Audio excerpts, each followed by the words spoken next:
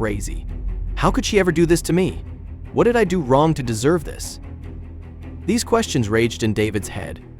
He couldn't believe his eyes when he saw a new photo his wife Sara had just sent him. She had just sent him a photo which she believed was just a normal photo of herself in a new outfit. But it turned out to be a huge mistake because his partner David looked at the photo better than she expected. He was furious when he saw a small, but very important detail. Everything in their lives would change. David hung up the phone at the hotel. He could barely believe what they had just told him. He now had no doubt that Sara had been lying to him for the past couple of months. But what exactly had she been hiding from him? He decides he has to message her. He doesn't want her to figure out what he knows and tries to sound as normal as possible with his message, "Hey sweetie, what are you up to?" After a couple of minutes, he gets a reaction. Nothing much, just working. David knows she is lying, but how could he prove it? Maybe with a picture. "I miss you, babe. Could you maybe send me a picture?" David texts. 15 minutes later, he gets what he asked for. After inspecting the photos closely, there is no doubt left in his mind anymore. But what did David notice in these pictures that could upset him so much? To better understand this, a bit of backstory is required. But before we start, smash the like button, subscribe, and don't forget the notification bell so you never miss any of our upcoming stories. Sara and David are a young couple living together in LA. They have been together for almost 3 years, and for 2 of those years they have even been married. At first glance, they seem like a normal, happy family like any other, but they actually have a lot of noteworthy history that would make the majority of people raise an eyebrow. This history mainly stems from Sara's past occupation. You see, when she was younger, she worked as a Playboy bunny at the infamous LA Playboy Mansion. A lot of people will have preconceived negative opinions about this, but Sara actually really enjoyed this job, and when she eventually quit, it wasn't because she wanted to, but being a Playboy bunny had never been Sara's first choice. When Sara was young, she had big educational ambitions, but she'd soon find out that this probably wasn't meant for her. Sara wasn't very good at school and didn't enjoy it either. She also didn't have too many friends, but despite that, a particular group took a big interest in her. And that the boys at the school. Sara is a very attractive girl, and the guys could simply not keep their eyes off her. They would do anything for her, and Sara got very good at using this to her advantage.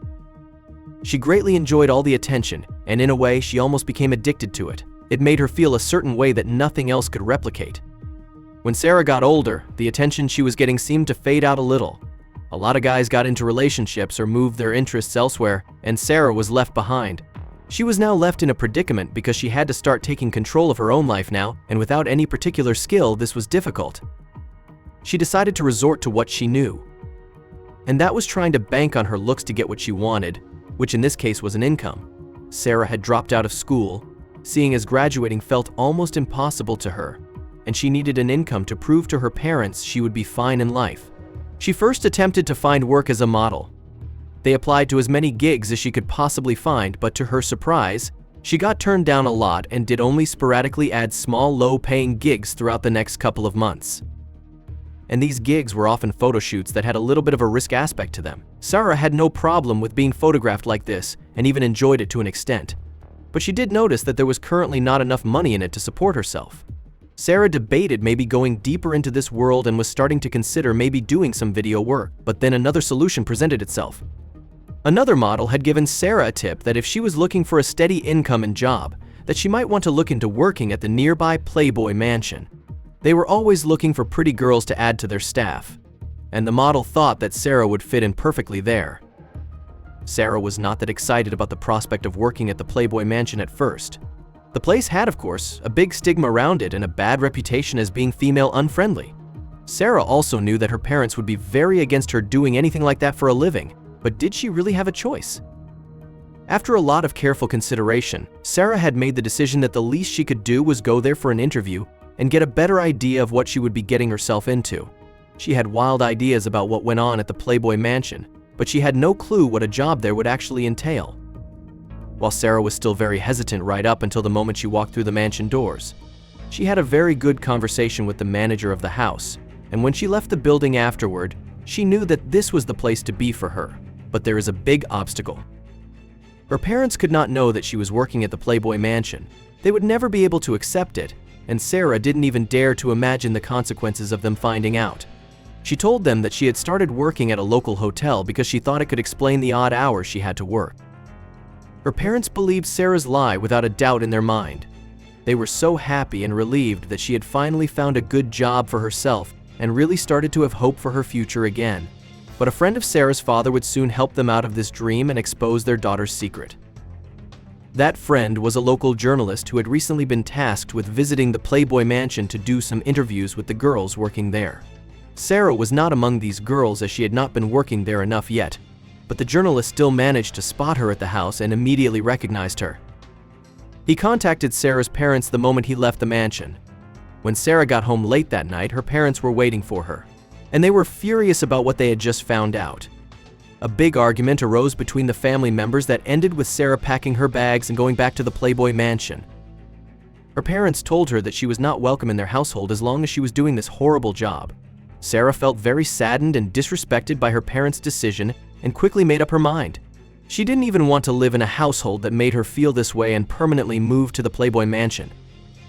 Sara really enjoyed living at the Playboy Mansion for a couple of years, but did start to feel more and more limited by the place she called home. And even though she still really enjoyed the work she was doing, Sara felt like she needed to live outside of the mansion to keep this enjoyment. But that is where she encountered a problem. You see, a downside of living at the Playboy Mansion is that cost of living gets subtracted from the salary of the working girl. So even though they don't have any basic expenditures, they were often still not able to save up much and almost become dependent on the house for survival. But luckily for Sara, a solution to her problem seemed to present itself in the form of an outside influence. Even though the Playboy Mansion was a relatively private place, they did occasionally allow outsiders to venture through their doors for one reason or another. These people were most often guest or business parents that needed to be impressed and thus got a special Playboy Mansion treatment. But sometimes also simple workers would be in the house for house repairs or special photo shoots with the girls. And one of these workers would turn out to be the solution to Sara's problem. The name of this worker was David, and he immediately caught Sara's eye the moment he entered the building. He was a carpenter by trade, only a couple years older than Sara, and came in with a couple other guys to build a patio in the mansion garden. This was a job taking almost a week, and Sara was determined to use every second to her advantage. Sara was very interested in David, and he quickly developed similar feelings towards her. The pair really hit it off during the week and exchanged numbers when David's job was done. In the months following after this, Sara and David talked almost daily and met up very often. They both felt like something special was happening. The pair had fallen head over heels in love with each other and knew that they were meant to be together. David was very eager for Sara to move in with him, and Sara wanted nothing more. But as she would soon find out, David had a big condition Sara would need to abide by for them to continue on their journey together. David was not a fan of the world Sara did, at all. Before he was willing to fully open his heart and his house to her, he needed Sara to quit her job as a Playboy bunny. David was just not comfortable with her parroting around in skimpy outfits in front of other men. Sara was very much caught off guard by this demand. She expected David to be very much accepting of her profession because he had worked at the Playboy Mansion himself. But this apparently could not be further from the truth. Sara immediately got flashbacks to the situation with her parents, and suddenly her head was filled with doubt. She had to think about this decision long and hard. Sara didn't want to give up a job that she enjoyed so much and felt like she was very good at as well. But the love she felt for David was so strong. Was she ready to risk everything for somebody she only met a couple months ago? The more Sara thought about it, the more she leaned in one direction, and soon after, her decision was made. The love she felt for David was too strong to ignore, and thus she decided to give up her job and move in with him. She really believed he was the love of her life at that time, and was also confident in herself that she would quickly be able to find another job. But this would turn out to be a lot more difficult than expected. The first year of Sara and David's relationship did feel like a fairy tale. The pair spent as much time together as possible, and by the day they became more and more sure that they were truly meant for each other.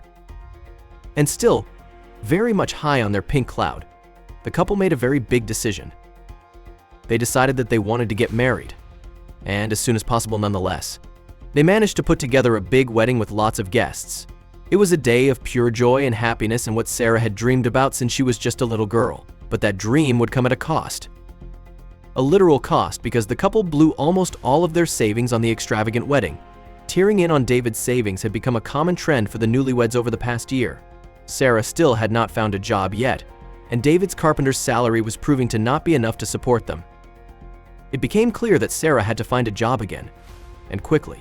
With the pair having barely any money left to support their basic needs, they also needed to keep paying for their rent. Otherwise, they would be kicked out of their house and end up on the streets and potentially lose everything they have. At first, Sara was fairly excited about getting a job again.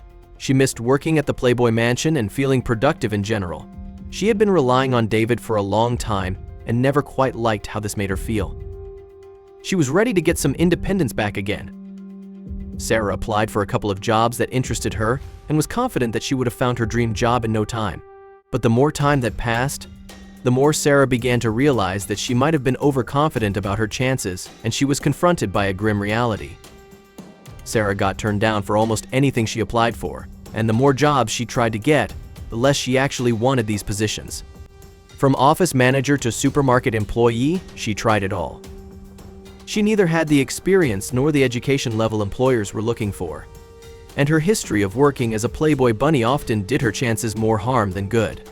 A quick Google search would also immediately reveal some less than appropriate pictures for employment other than at places like the Playboy Mansion.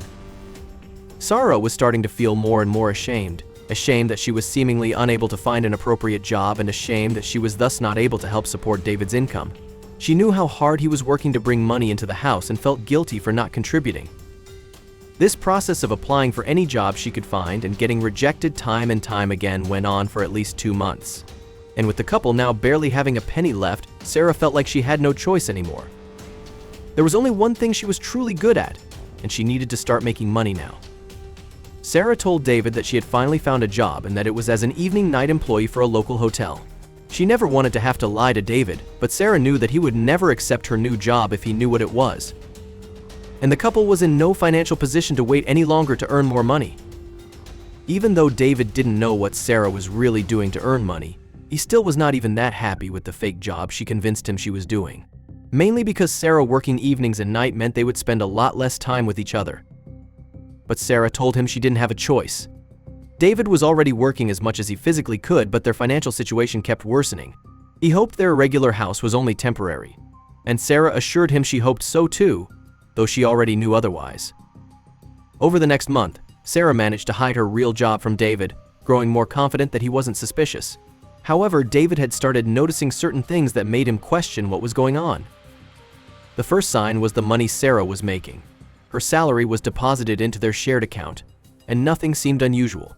But she claimed to earn extra from tips, which David had told her she could keep for herself, not realizing how much it actually was. David never asked Sara how much she made in tips, but as time passed, he became more curious. She frequently brought home expensive items, handbags, coats, makeup, and sunglasses, claiming they were paid for with her tips. David didn't know their exact prices, but he recognized the brands and doubted they could be bought with hotel tips alone. Though suspicious, David hesitated to confront her without evidence, especially since her income had helped them financially. However, his doubts grew as he noticed more strange things. One major red flag was a sexy outfit Sara had brought home similar to what she wore when they first met. David loved it, but after a few times she never wore it again. When doing laundry, he realized it wasn't even in the closet. Had she thrown it away, or was she keeping it elsewhere? Sara also seemed less interested in romance and intimacy, blaming exhaustion from work. But David didn't believe it. His paranoia led him to wonder, was she getting affection elsewhere? Could she be cheating? His fears spiraled. Lacking solid proof, David couldn't hold back any longer. One night, while Sara was at work, he called her cell phone, no answer. Desperate, he decided to call the hotel where she supposedly worked, but he didn't know he was in for a big shock. When David called the hotel asking for Sara, the front desk put him on hold. As he waited, he doubted himself. Was he letting paranoia take over? But when the employee returned, she told him no one named Sara worked there, not that night or ever. David felt his world collapse. She had been lying, but about what else? Where was she really spending her time?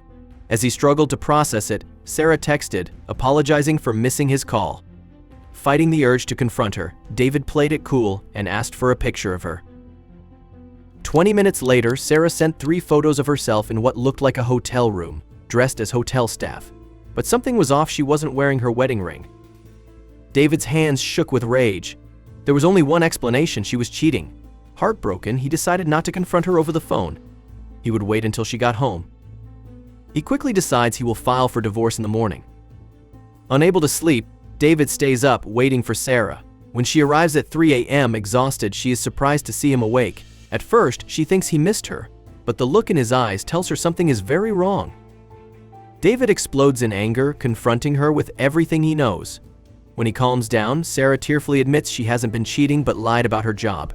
She had been working as a sexy waitress at a gentleman's club, the only place that valued her Playboy experience. She hated it but needed the money. She even stopped wearing her wedding ring to get bigger tips. David is hurt but relieved she wasn't unfaithful. They talk through the night, and by morning he decides to forgive her. Sara eventually quits the club, realizing she no longer enjoys the attention. Sara eventually managed to find a job as a waitress, but this time it was at a normal restaurant where she didn't have to rely on her looks to make it work. The couple slowly but surely got back on their feet the right way this time, and Sara promised David to never take her wedding ring off again for anything. Thank you for watching. If you like this story, don't forget to hit the like button, subscription, and ring the notification bell so you never miss our upcoming stories.